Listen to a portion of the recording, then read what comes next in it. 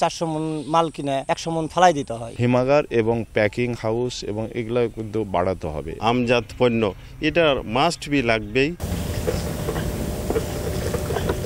রাজশাহীর বানেশ্বর আড়তে পচে নষ্ট হয়ে যাওয়ায় মনকে মনাম ফেলে দেয়া হচ্ছে পুকুরে। লোকসান হচ্ছে কোটি কোটি টাকা। পুরো মাস জুড়ে আড়তগুলোতে হরহামেশাই দেখা মেলে এমন চিত্র। বিভাগের মধ্যে সবচেয়ে বেশি আমের ফলন হয় নওগাঁ, চাঁপাইনবাবগঞ্জ ও রাজশাহীতে।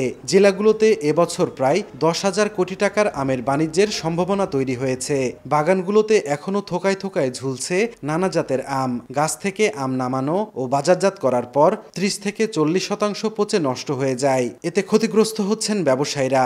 আমাদের আম প্রতিদিন ফেলে দিতে হয়, নষ্ট আম 20 থেকে 25 মণ। 400 মণ মাল কিনে 100 মণ ফেলাই দিতে হয়। প্রসেসিং আমজাত পণ্য এটা মাস্ট বি লাগবেই। সেক্ষেত্রে রাষ্ট্রীয় সহযোগিতা আমাদের প্রয়োজন। আলু যেমন কোল্ড স্টোরেজ আছে, আমাদের এখানে আছে, বানেশ্বরে শিবপুর আছে, এখানে সংরক্ষণ করে রাখা যায়, কিন্তু আম কিন্তু রাখার পরিবেশ নাই। আমকে সংরক্ষণের জন্য হিমাগার এবং প্যাকিং হাউস এবং এগুলো কিন্তু বাড়াতে হবে। এ অঞ্চলে আম সংরক্ষণাগার না থাকায় প্রতি বছর প্রায় 200 কোটি টাকার আম পচে নষ্ট হয়ে যায় বলে জানান ব্যবসায়ী নেতারা।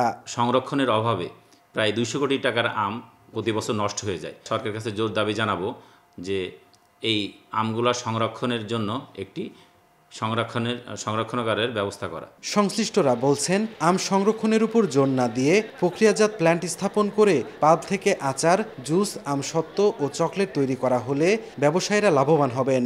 আমের আচার, জুস টুস এই ধরনের তাড়াতাড়ি যদি আমরা এই প্রক্রিয়াজাতগুলোকে করতে পারি, তাহলে সেখানে পোস্ট হারভেস্ট লসটা কমে আসবে। শস্য বাণিজ্যিকীকরণ এবং শস্য বহুমুখীকরণ একটা প্রকল্পের সম্ভাব্যতা যাচাই চলছে, যেখানে বিভিন্ন প্রক্রিয়াজাতকরণ উপরে গুরুত্ব দেওয়া হচ্ছে।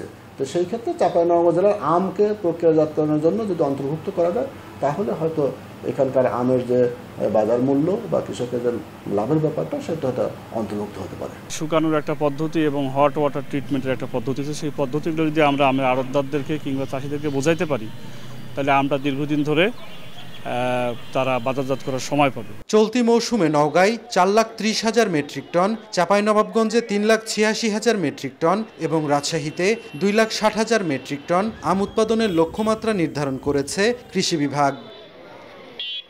সাইফুর রহমান রকি, সময় সংবাদ, রাজশাহী।